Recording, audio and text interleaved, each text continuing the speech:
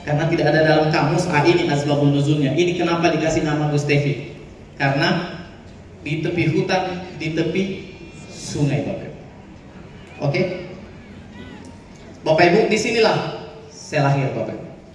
Bukan di sungainya, tapi di kampung ini. Jangan sampai pikir, wah kalau di sini Pak hanyut orangnya. Dan saya sangat bersyukur sekali, Bapak Ibu, lahir di kota ini. Karena semenjak saya tinggal di sana, Bapak Ibu, belum pernah saya dengar itu keluarga saya ribut dengan tetangga. Karena tetangga terdekatnya itu ada di sini. Jadi kalau mau ribut, ribut sendiri. Kan begitu, Bapak Ibu ya. Jadi tidak pernah ada kedengaran ributnya. Karena kalau teman-teman ke kampung saya, ke rumah saya, itu katanya rumah saya itu di ujung bumi dekat bulan. Di mana kira-kira itu? Di ujung bumi dekat bulan, Bapak. Disinilah saya bertumbuh, Bapak. Jadi setiap harinya, singkat cerita, setiap harinya kalau saya ke sekolah, saya harus melewati sungai ini.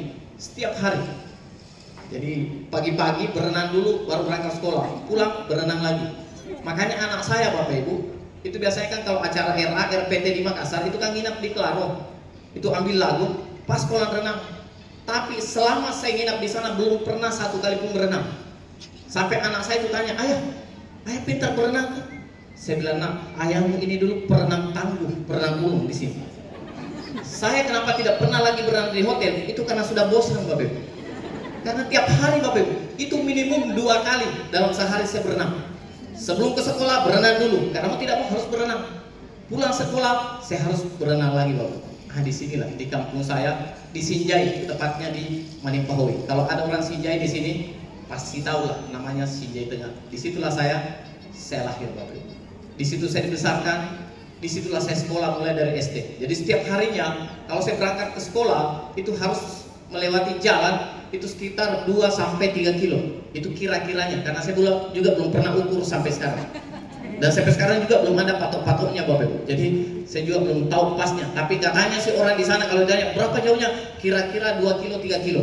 Cuma biasanya kalau di kampung bilang 2 kilo 3 kilo, Anda bisa tahu berapa jaraknya kira-kira. Nah, seperti itulah, Bapak Ibu. Setiap harinya. Dan setiap saya ke sekolah, Bapak Ibu, itu saya harus membawa dagangan. Karena orang tua saya itu tidak pernah memberikan saya namanya uang jajan, Bapak. Jadi saya harus membawa itu dagangan. Ya. Ini terpengaruh juga ya. Padahal sudah gagah-gagah di depan. Ini bagaimana tegar. Ternyata mau juga keluar air mata ya. Karena saya ingat perjuangan dulu ke sekolah itu saya harus selalu membawa itu kerupuk singkong, Bapak. Itu buatan ibu saya. Karena kenapa? Ibu saya selalu menanamkan harus mandiri dan tidak boleh meminta-minta sama orang. Saya tinggal di sini, Bapak Ibu. Apakah saya miskin? Saya bukanlah orang yang miskin. Cuma uangnya yang tidak ada, Bapak Ibu. Ya. Kenapa, Bapak Ibu? Karena miskin itu hanya masalah mental, betul? Banyak orang, Bapak Ibu, uangnya banyak, tapi mentalnya miskin. Punya uang banyak, tapi dia suka meminta-minta. Nah, itu namanya pengemis, Bapak Ibu.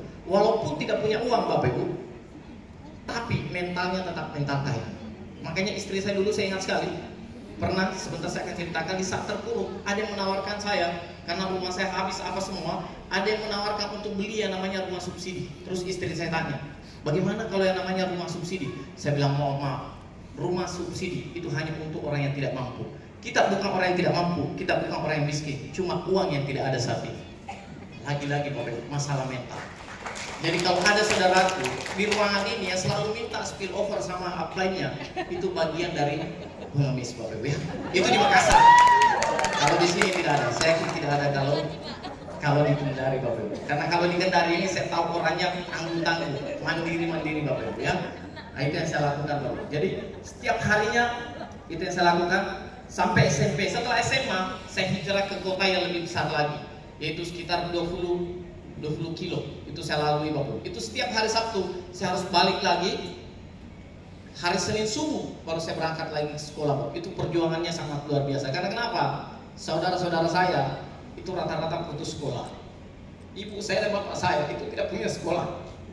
Makanya dia kepingin sekali anaknya sekolah walaupun hanya di jenjang SMA, Bapak. Jadi dia selalu mendorong saya untuk berangkat ke sekolah. Setiap hari Sabtu balik lagi bantu orang tua saya. Hari Senin subuh saya berangkat lagi. Dan terkadang kalau subuh, Bapak Ibu, karena saya takut terlambat. Ibu saya itu takut sekali kalau di tengah jalan ada apa-apa.